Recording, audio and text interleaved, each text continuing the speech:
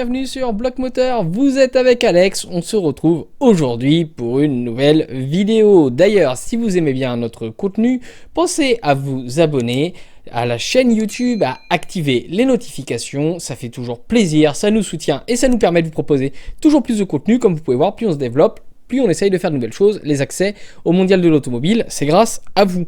Pensez à liker aussi la vidéo, bien entendu, et à laisser un petit commentaire, parce que vous commentez pas beaucoup en ce moment, c'est dommage. D'ailleurs, pensez aussi à poser vos questions en commentaire pour une prochaine vidéo qui viendra tôt ou tard de Foire aux questions. Alors, sans plus attendre, on va faire le bilan après les 2 épisodes sur le mondial de l'automobile en accès presse. Est-ce que ce salon a de l'avenir ou non? Qu'est-ce que j'en ai pensé en termes de contenu, en termes d'accueil, de qualité? Est-ce qu'il y a du mieux, du moins bon? Ce que je vous propose, c'est qu'on fait tout de suite le petit bilan. Après ce petit cut, on se retrouve donc pour faire le bilan. Comme vous le savez, le salon de l'automobile a eu lieu en gros du 14 octobre au 20 octobre, soit une semaine. La journée du 14 pour la presse, du 15 au 20 pour les visiteurs publics, mais aussi la presse si elle souhaitait y retourner. Alors, qu'est-ce que j'en ai pensé? Je vais pas vous mentir que l'absence de marques telles que Porsche, Lamborghini, Ferrari, Maserati par exemple, Mercedes, je les ai pas vus, sont à mon sens préjudiciables pour la qualité de l'événement, mais c'est aussi préjudiciable pour la marque. En effet, en ne se rendant pas à ce type d'événement, les constructeurs s'éloignent de plus en plus de leur cible et de leur clientèle. Bien que pas tout le monde peut s'acheter une Ferrari, beaucoup peuvent s'acheter des t-shirts, des casquettes ou des goodies liés avec. À mon sens, ça retire aussi de l'attrait pour le salon et c'est aussi préjudiciable, et vous allez comprendre, pour les groupes en général. En effet, Ferrari, c'est Fiat, Iveco, tout ce qui va avec. Mais dans Fiat, il n'y a pas Stellantis, Peugeot. Et là aujourd'hui, quand vous ne mettez pas des marques phares, vous retirez un public potentiel. Bien que Alfa Romeo a présenté une Alfa Stradale 33, qui était une très très belle voiture, je vous l'accorde, ça retire de l'intérêt, de l'attrait. Ça retire aussi, je dirais, du peps. Là où que l'organisation du mondial va compenser, elle a fait revenir des anciennes marques avec de beaux modèles. On fait venir aussi des équipementiers. Mais aussi, je trouve que il me paraît, pour ma part, par rapport à 2014 là, et 2016 c'est la dernière édition que j'ai couvert, plus petit que les autres éditions. Il y a, à l'avant Covid, 2016 pour ma part, 2 journées presse contre une aujourd'hui. Il y avait 2 semaines de salon contre une semaine aujourd'hui. Ça veut dire que vous condensez tout un public sur moins de pavillons, moins de jours, avec une affluence conséquente. Il va donc se passer quoi? Il va se passer un embouteillage. Difficulté pour se garer, difficulté d'accès, galère pour voir les voitures. En une journée, vous mettez plus de temps à voir des choses. Il y a moins d'exclusivité, vous repartez un peu déçu, moins de marques. Globalement, en regardant sur les réseaux sociaux, Facebook, ou même en discutant avec les gens qui y sont allés, vous en êtes déçu par rapport à ce que vous avez connu. Certains vont même me dire, je préfère encore aller à l'époque auto ou voilà, des salons automobiles de l'ancienne. Beaucoup aussi déplorent l'électrification massive. Cette électrification massive, est-ce qu'on peut rendre les constructeurs coupables ou le mondial coupable? Non, c'est des directives européennes. On est en France, on est à Paris. C'est l'Europe qui veut à tout prix détruire le moteur thermique. Et aujourd'hui, ça se voit dans le salon. Certains aimeraient, même des constructeurs, mettre des moteurs thermiques. Mais le moteur thermique n'apporte pas que du bon sur le salon. Je vais vous mettre à côté de moi des images d'un patron qui a littéralement eu une colère certainement saine, parce qu'il s'est rendu habillé en vache chez Stellantis pour déplorer la fiabilité des moteurs. Donc, ça n'a pas été que du positif pour les constructeurs.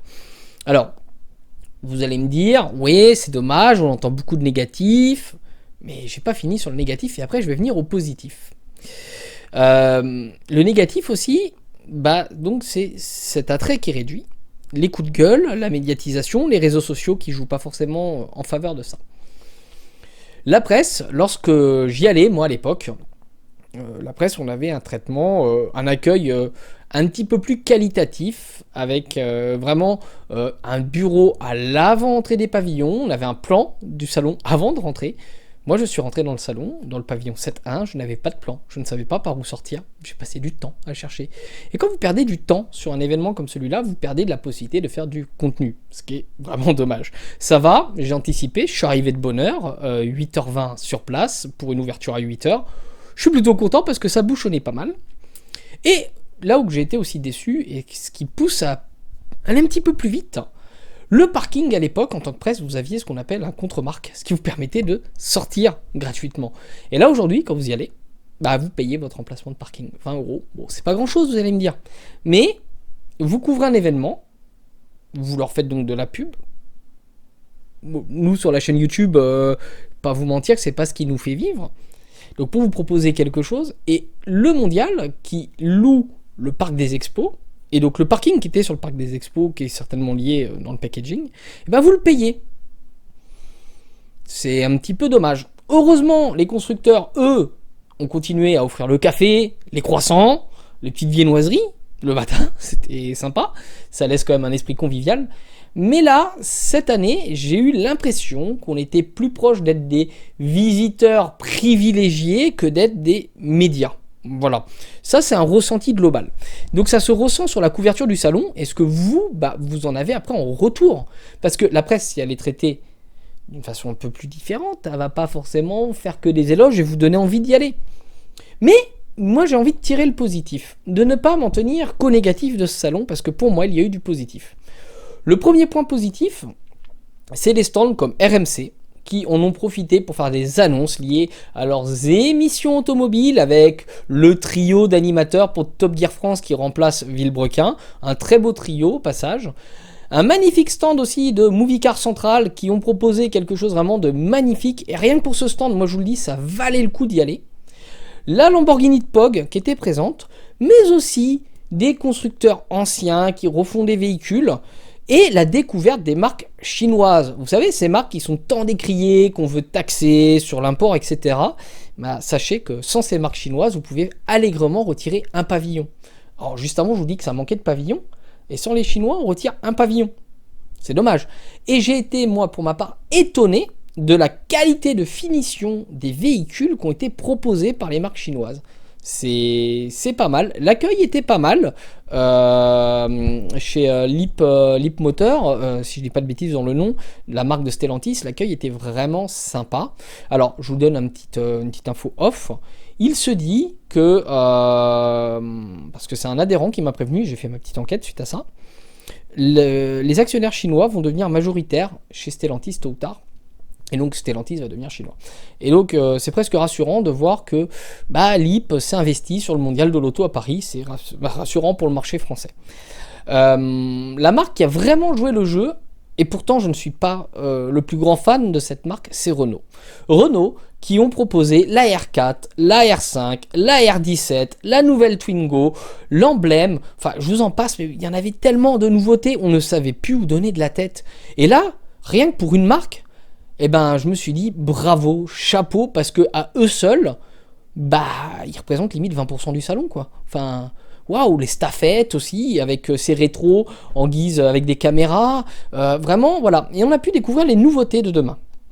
Alors, vous allez me dire, du coup, mais pourquoi je dis que c'est pas super tout ça? Quand vous condensez la presse sur une journée, il se passe quoi? Vous avez plus de monde. Donc vous avez moins d'accès. Et donc chez Renault, je n'ai pas pu faire les rushs que je voulais. Même si j'étais à 3 mètres de Luca de Meo, si je dis pas de bêtises, le patron de Renault, que je n'ai pas osé interviewer parce que je ne savais pas quoi lui dire. Et il me semble, sauf erreur, que j'étais pas loin aussi de Franck de Movie Car Central à un moment donné, lorsqu'il préparait le T3.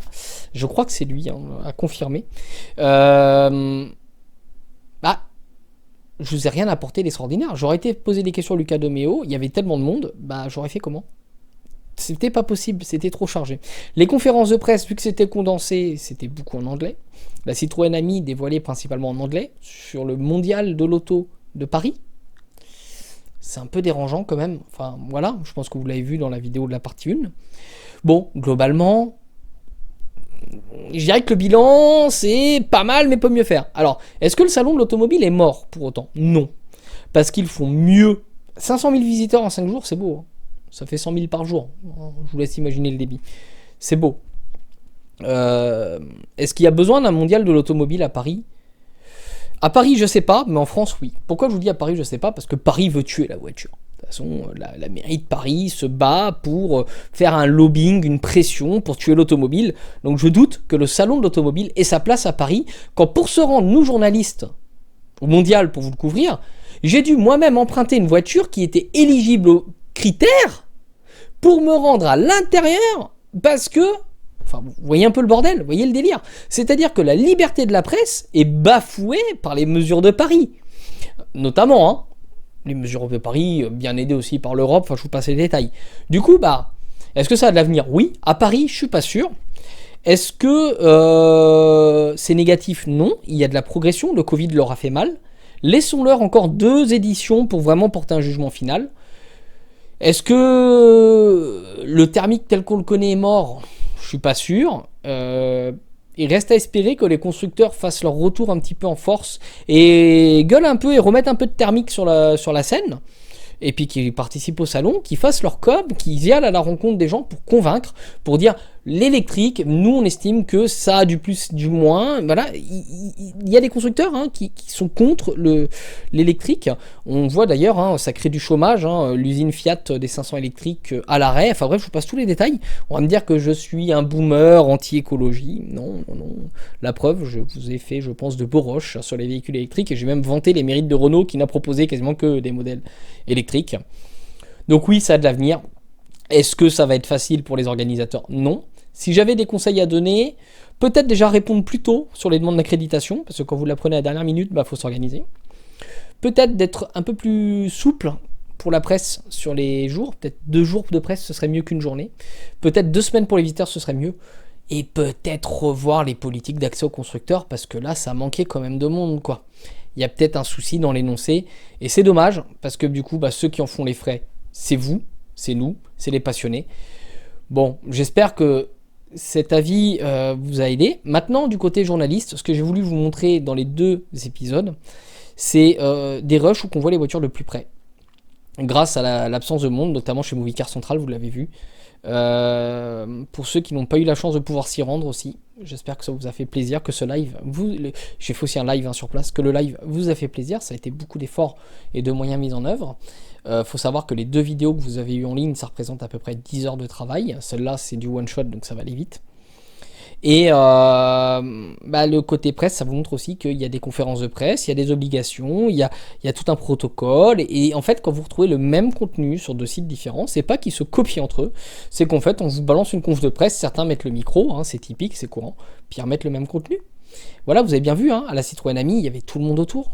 Donc, l'envers du décor, c'est ça, c'est aussi l'installation. Vous avez vu, peut-être, si vous êtes rendu sur place, la différence entre les rushs et l'installation, ce qui vous donne une meilleure immersion au milieu du salon de l'automobile, des rushs que vous n'auriez pas vu ailleurs, que certains médias n'ont pas proposé, et que nous, Bloc Moteur, petite association comme on est, petite chaîne comme on est, on y a été. On a été avec notre petite caméra, on a tout donné, on fera mieux la prochaine fois, on fera peut-être différemment, peut-être cette fois des sujets sur 2-3 marques ou 2-3 modèles vraiment bien poussés, on se limitera qu'à ça, avec quelques compléments de rush pour compléter la vidéo. En tout cas, ça a été une vidéo plaisir. Ces 3 vidéos ont été plaisir à partager. J'espère que ça vous a plu. Et si ça vous a plu, on pense au petit pouce, à s'abonner, à activer la notification, à commenter. Et on se dit à la semaine prochaine sur Bloc Moteur pour une nouvelle vidéo. Et d'ici là, on reste à Bloc Moteur.